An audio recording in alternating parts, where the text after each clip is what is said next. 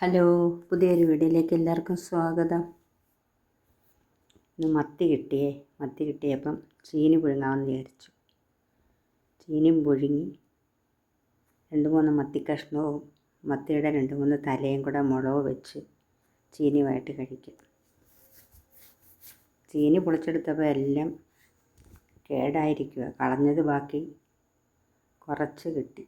അത് കഴുകി കുക്കറിലോട്ട് ഇട്ട് കൊടുക്കുക. അതിൻ്റെ പാകത്തിന് ഉപ്പും വെള്ളം ഒഴിച്ച് വെച്ചൊന്ന് 2 വിസിൽ വരുന്നിടം വരെ വെക്കാം. അത് വെന്ത് കിട്ടിയതിന് ഊറ്റി പാത്രത്തിലോട്ടിട്ട് അതിൻ്റെ കോലം കണ്ട ചീനിയുടെ, എന്നാലും നമ്മൾ കളയത്തില്ല. കാരണം മത്തിത്തലയും മത്തിയുമായിട്ട് കഴിക്കാമല്ലോ. അങ്ങനെ ചീനി പുഴുങ്ങിയെടുത്തു.